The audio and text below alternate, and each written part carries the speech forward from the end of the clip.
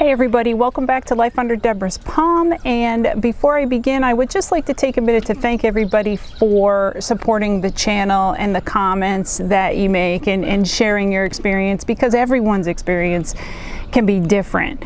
And I'd also like to thank you for those who have bought my book and gotten back to me and commented and sent me emails on it. I really appreciate the support. And if you don't know, it's kind of it's a story about a woman and her mom who had dementia, and there's a lot to learn in a storytelling manner. And I've got a lot of good feedback from that, and so thanks to everyone I should say, that's gotten back to me on that. That being said, please like, subscribe, share, and leave any comments in the comment section below. Today, what I thought I would take a look at is finding a doctor and getting a diagnosis. And I shared the frustrations of the medical community the last time. This is the hard part, I think. I found this to be difficult, and I talked to a lot of people that find this difficult, and that is finding the right doctor. And I don't know, it just shouldn't be as hard as it is. At least that's my opinion. So what doctor do you go to? Well, I'm going to share some experiences. And as I say, everyone's experience is different. And if you have found a great doctor or found a great, what do you call it? Like a specialty doctor that's really worked, please comment below, because I would like to hear it for other people's benefits. So my mom's case, because she was older and we already knew kind of what was going on, her primary care guy, he was great, and he just took care of everything for us. My in-laws, because we didn't really understand what my father-in-law was going through, because my mother-in-law handled it all, their primary care guy sent him to a geriatrician. And I would expect maybe that a geriatrician would have some specialty in dementia, since it tends to be an older age disease, although that's not necessarily true. We went to those appointments, and it's hard to say because we weren't involved from the beginning. So, and not understanding that my mother-in-law was also in the beginning stages of dementia, maybe better things could have been done, and we were too late to the party, I guess, maybe is the way to put it. They didn't do anything that we saw. We went to several appointments, and it was just, how you doing? How you feeling? Fine, great. Oh, hey, what'd you have for dinner last night? Oh, I had A, B, C. None of it was true. And I would expect a geriatrician to know that they're lying, and maybe she did. Maybe she completely understood and it didn't matter. I'm really not sure. All they did was prescribe pills that they just didn't do anything for my father-in-law, and that happens sometimes. Everything isn't treatable, or as treatable as we'd like it to be. I had a friend who went through a horrific experience, absolutely horrific, for a year or two. It was a long, long road, where her loved one was, I just don't even know what to say about it. Treated so badly, it was unbelievable. They couldn't come up with a diagnosis, and they actually came up with, I'll say it, total BS. They told her that her loved one had sudden onset dementia. There's no such thing. It doesn't exist. You can't find it. There is no such thing as sudden onset dementia, unless of course you have a stroke, and then that's stroke related brain damage, and that's different. This was literally, that was the diagnosis she got, and she called them to the carpet and said, that's not even a thing. How can you sit here and say that? He went through neurology and more than one. He went through multiple doctors, and his information was even sent to a very specialized hospital halfway across the country, and they came back and said, he doesn't have dementia. He had dementia. He had frontal temporal lobe dementia. and this went on for like literally almost 2 years, I think. I don't even remember how. It seemed like forever. It was a horrible situation. But that's finally was his diagnosis, and that was correct. But to have doctors tell you that he doesn't have it and he has sudden onset dementia, no. And that came from neurology. It sounds like somebody just really wasn't into their job. I don't even know what to say about that. So do you see a neurologist? Well, some people have had great success with them, I have no doubt. And you need to really make sure that they specialize really in dementia related or memory loss type things. And my story for that one goes like this. So I know somebody who was having issues and went to see their primary person, which is usually where you start, and they sent them to have a CAT scan. Yeah, they sent them to have a PET scan, a CAT scan, the dye test. I guess that's maybe a PET scan. So they sent it through and they didn't hear anything. No one even called with their test results. And finally a piece of paper showed up at the house that said everything came back normal.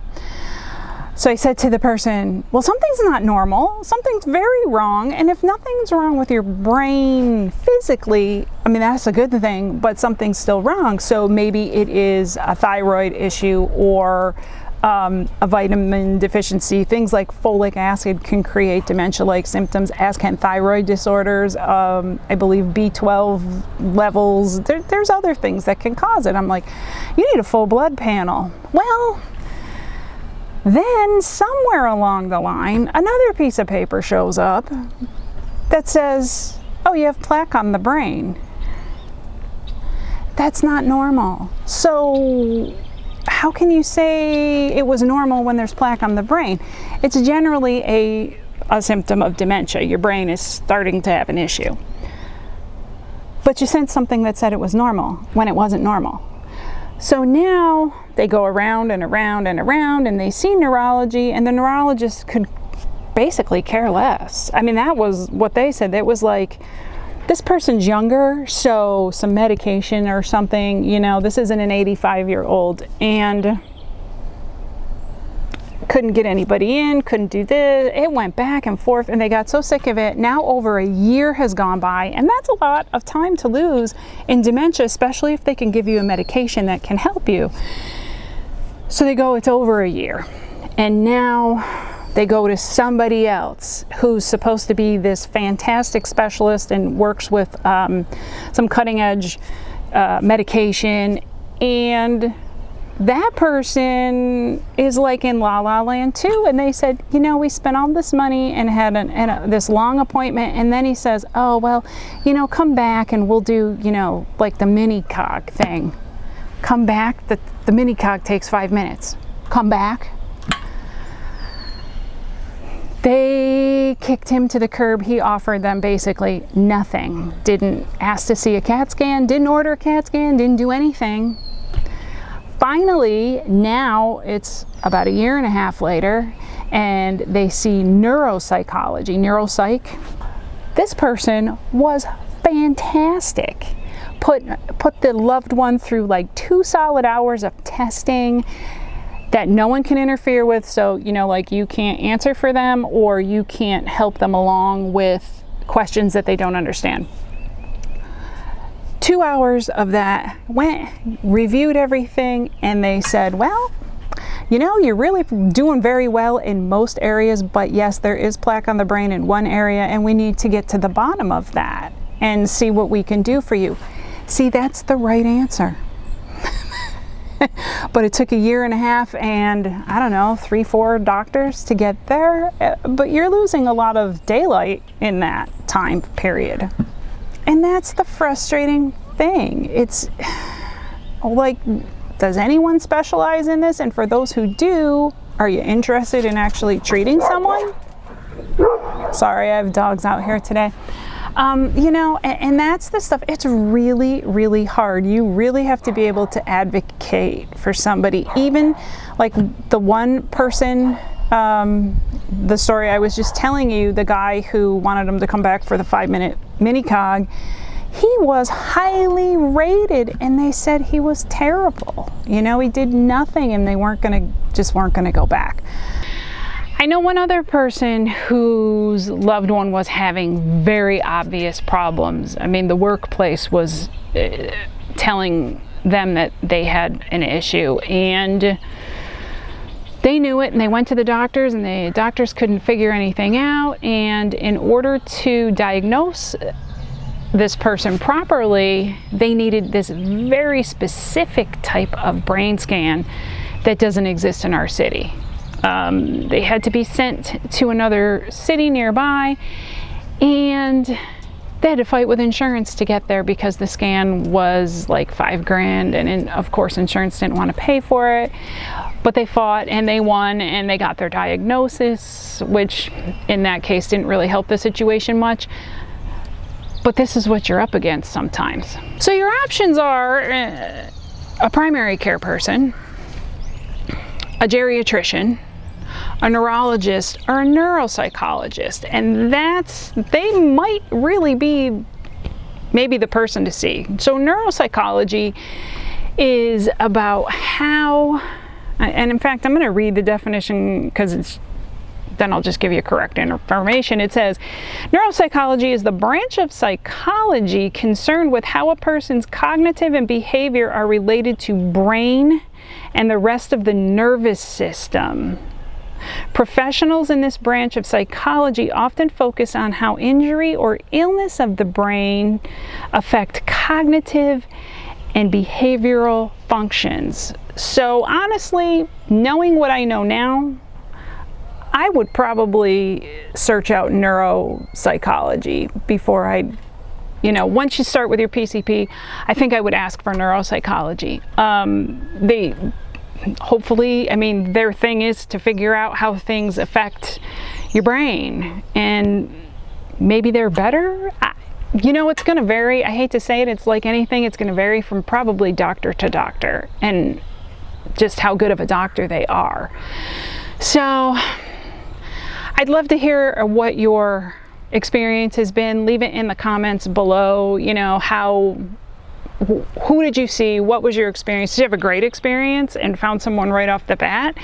Or was it like some of what we've been through and my friends and other people who have contacted me have been through, where they've just gone around and around trying to find somebody to help them and get a correct diagnosis? Frustrating. It definitely can be aggravating when you can't find somebody to do it or somebody who believes you. And that's how it is very often in the early stages. They go, oh, this is normal. Might not be normal, and you're looking for some help. So I would love to hear what your experience has been and what doctors you saw, and maybe what worked for you and what didn't work for you. It's a tough one. So until the next time, have a great day.